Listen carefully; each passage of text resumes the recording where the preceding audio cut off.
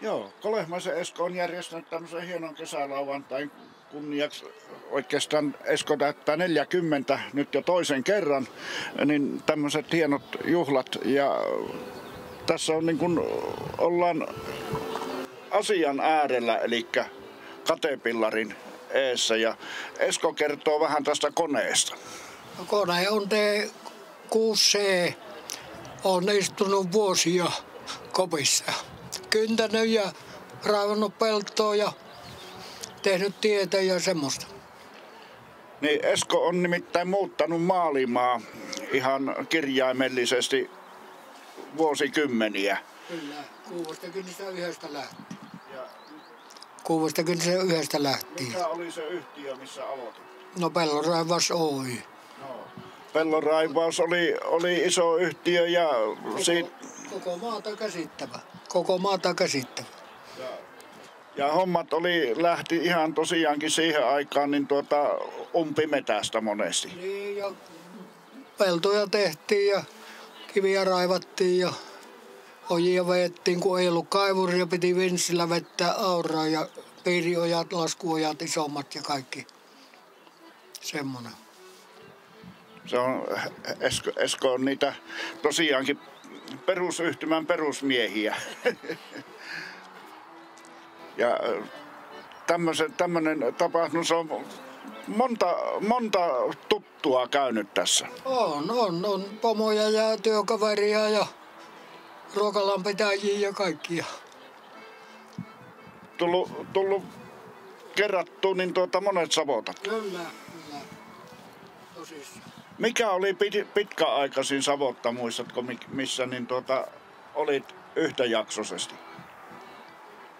Eipä tule nyt aikaa, mutta tuollakin Tahkoluvussa tehtiin hiilisatamoa 85 kevättalvella, niin sielläkin meni melkein puoli vuotta.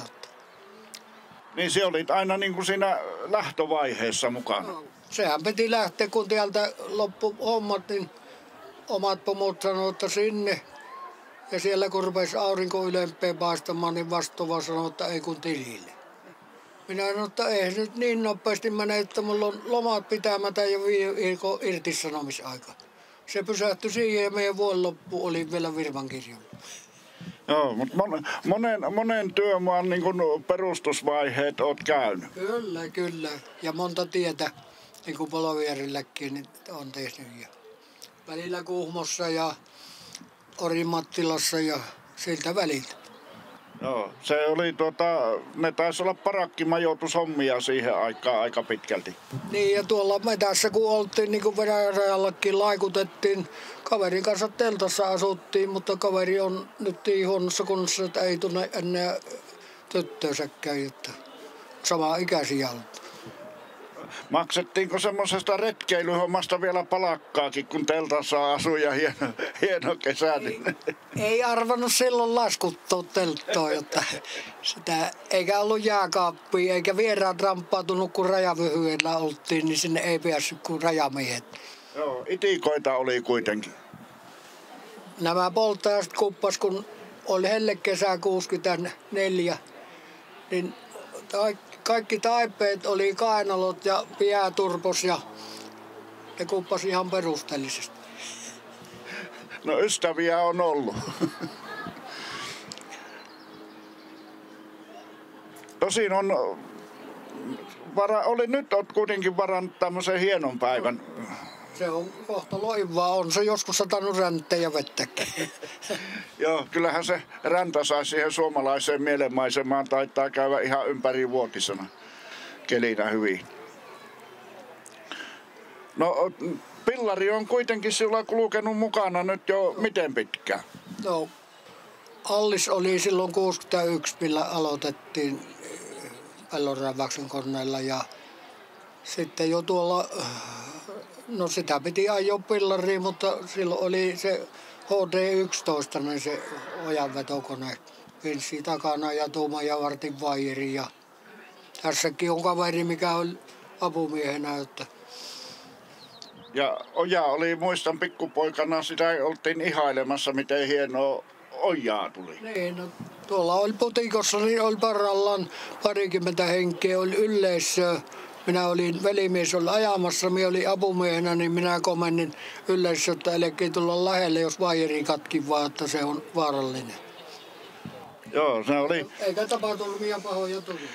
Ne oli semmoisia tapahtumia kylällä, kun semmoinen isot koneet tulee ja jälkeen tulee nopeasti ja näyttävää jälkeen. Kyllä, se on yleisön suosikki. Ja eikä niitä, kun ei ollut, siihen aikaan ei ollut kaivuria, ne oli ne hullujussit.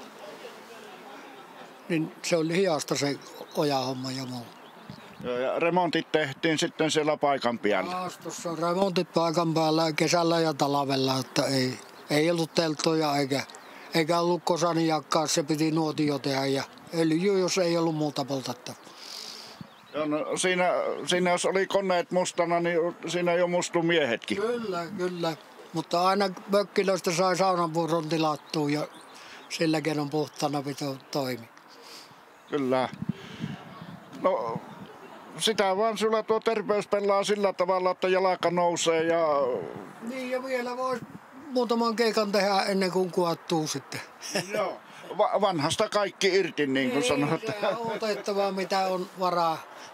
Sen verran näköä, vaikka ei ihan tarkastikin, mutta se on jotenkin oikeaan käteen jäänyt tuo puskurihallinta, että se vielä autotien tehkö. Joo, niin se, että vivut tuntuu käissä, vaikka ei olekaan mitään. Niin, kyllä. Niin olitko Venäjän puolella vai? En ollut töissä. Viimeisellä kopilla Suomen puolella kävin tuolla, kun vartiukseen lähti miehet, mutta mulle ei tullut passi eikä viisumi silloin, niin Sotko mun pääsi jatkamaan. Minä oli Kuutosen kanssa menossa. Sitten siirtyi Venäjällä käynti tuonne 94-5 seuttuun. Kävit turistina sitten? Niin, kaverin kanssa mentiin vielä Sortavallaan vanhaa tietä, kun ei tietty uusi tie oli rakenteella. Kesälahden maansiirto teki, niin ei tietty, että onko sillat tehty, niin ei uskallettu lumen aikaan lähteä, niin mentiin vanhaa tietä ja enkä muuta sen jälkeen kulkenutkaan sitä. Joo, ja taitaa olla nyt sinne, että siellä ei ihan heti tule käytyä. No, ensi viikolla varmaan käydään, lisenssit on kunnossa. Joo. Ja nythän ei ole rajalla ruuhkaakaan. No, etelisen kerran käytti, niin 2 tuntia meni ennen kuin pääsi Venäjän puolelle. Mutta seuraavalla kerralla päätti jo 0,5 tuntiin, kun pitää viikolla mennä, eikä pyhän saatu. Joo, se on valittava hyvä aika. Niin. Ja ihmiset on yhtä ystävällisiä kuin ennen sotaakin, jota ei tuttavat pelaa entisellä. Joo. Niin ihmiset pysyy ihmisinä. Kyllä. Ja juhlan kunniaksi ylilentokin tuossa. Joo. Ne varmaan kuvoaa. Tällä tavalla nämä kesäpäivät pitäisi viettää. Nämä on hienoja lauantai tämmönen. Niin jo aikaa pitäisi olla, jotta kun tuttuja tavata, kun harva se viikko kuuluu, että kaveri on kuollut. Joo, kyllä se Tai sitten muuten huonoon kuntoon, että ei pysty lähtemään. Niin se on päivä kerrallaan näillä jäillä mennään. Tämmöisiä hienoja kesäpäiviä toivottaa vaan lisää.